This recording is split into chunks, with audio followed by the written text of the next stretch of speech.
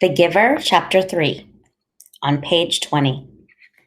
Oh, look, Lily squealed in delight. Isn't he cute? Look how tiny he is. And he has funny eyes, like yours, Jonas. Jonas glared at her. He didn't like it that she mentioned his eyes. He waited for his father to chastise Lily, but father was busy unstrapping the carrying basket from the back of his bicycle. Jonas walked over to look. It was the first thing Jonas noticed as he looked at the new child peering up curiously from the basket, the pale eyes. Almost every citizen in the community had dark eyes. His parents did, Lily did, and so did all of his group members and friends. But there were a few exceptions. Jonas himself and a female 5 who he had noticed the different lighter eyes. No one mentioned such things. It was not a rule, but it was considered rude to call attention to things that were unsettling or different about individuals. Lily, he decided, would have to learn that soon, or she would be called in for chastisement because of her insensitive chatter. Father put his bike into its port. Then he picked up the basket and carried it into the house. Lily followed behind, but she glanced back over her shoulder at Jonas and teased, "Maybe he has the same birth mother as you." Jonas shrugged. He followed them inside, but he had been startled by the new child's eyes. Mirrors were rare in the community. They weren't forbidden, but there was no real need of them.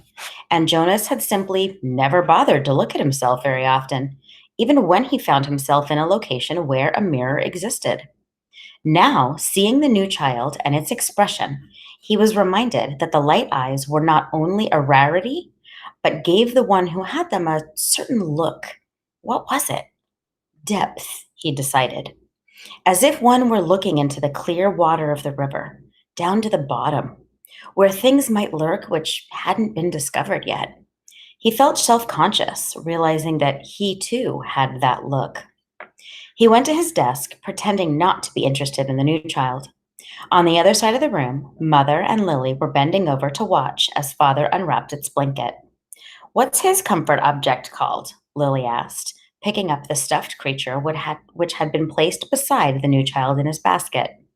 Father glanced at it. "Hippo," he said.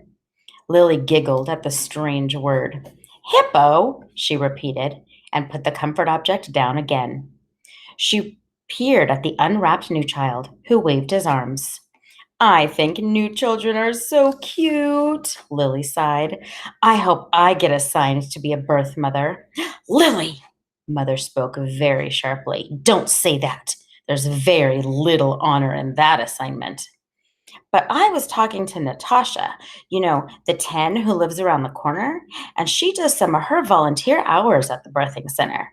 And she told me that the birth mothers get wonderful food, and they have very gentle exercise periods, and most of the time they just play games and amuse themselves while they're waiting.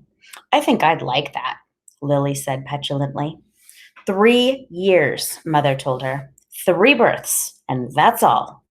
After that, they're laborers for the rest of their adult lives until the day they enter the house of the old. Is that what you want, Lily? 3 lazy years and then hard physical labor until you're old? Well, no, I guess not, Lily acknowledged reluctantly. Father turned the new child onto his tummy in the basket. He sat beside it and rubbed its small back with a rhythmic motion. "Anyway, Lily Billy," he said affectionately, "the birth mothers never even get to see the new children. If you enjoy the little ones so much, you should hope for an assignment as a nurturer. When you're an 8 and start your volunteer hours, you can try some at the nurturing center," Mother suggested. "Yes, I think I will," Lily said. She knelt beside the basket. "What did you say his name is? Gabriel?" "Hello, Gabriel," she said in a sing-song voice. Then she giggled. "Oops," she whispered. "I think he's asleep. I guess I better be quiet." Jonas turned to the school assignments on his desk. Some chance of that, he thought. Lily was never quiet. Probably she should hope for an assignment as a speaker so that she could sit in an office with a microphone all day making announcements. He laughed silently to himself, picturing his sister droning on in the self-important voice that all the speakers seemed to develop, saying things like, "Attention, This is a reminder to females under 9 that hair ribbons are to be neatly tied at all times. He turned towards Lily and noticed to his satisfaction that her ribbons were, as usual, undone and dangling. There would be an announcement like that quite soon, he felt certain, and it would be directed mainly at Lily. Through her name, of course, would not be mentioned. Everyone would know. Everyone had known. He remembered with humiliation that announcement. Attention, this is a reminder to male 11s that objects are not to be removed from the recreation area and that snacks are to be eaten, not hoarded, had been specifically directed at him the day last month that he had taken an apple home. No one had mentioned it, not even his parents, because the public announcement had been sufficient to produce the appropriate remorse. He had, of course, disposed of the apple and made his apology to the recreation director the next morning before school. Jonas thought again about that incident. He was still bewildered by it, not by the announcement or the necessary apology. Those were standard procedures, and he had deserved them, but by the incident itself. He probably should have brought up his feeling of bewilderment that very evening when the family unit had shared their feelings of the day. But he had not been able to sort out and put words to the source of his confusion, so he let it pass. It had happened during the recreation period, when he had been playing with Asher. Jonas had casually picked up an apple from the basket where the snacks were kept, and had thrown it to his friend. Asher had thrown it back, and then they began a simple game of catch. There had been nothing special about it.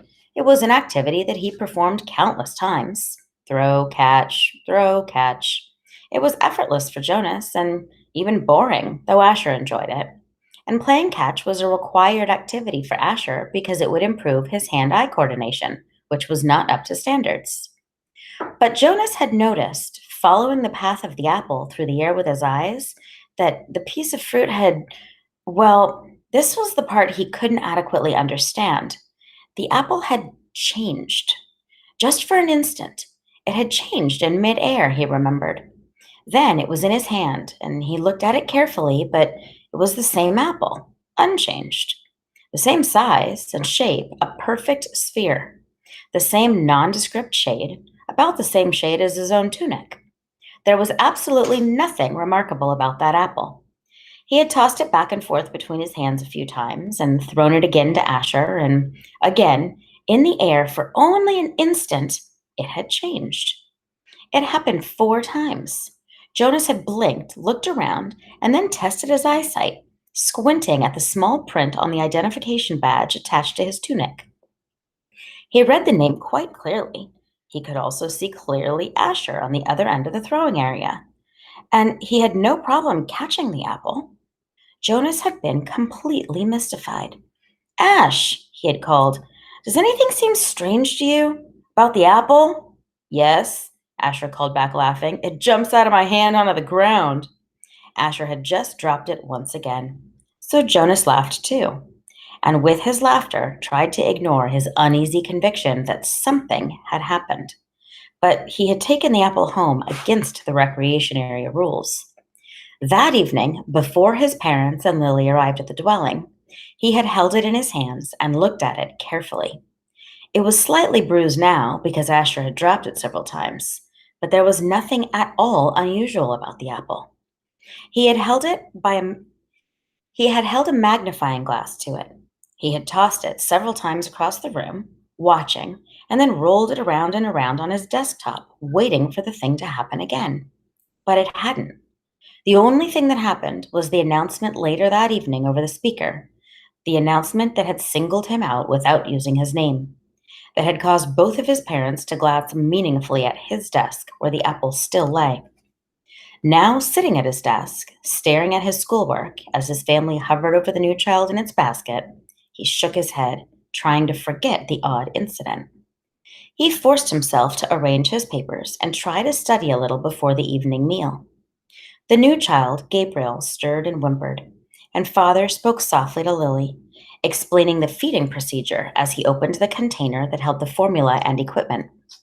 The evening proceeding, as all evenings did in the family unit, in the dwelling, in the community, quiet, reflective, a time for renewal and preparation for the day to come.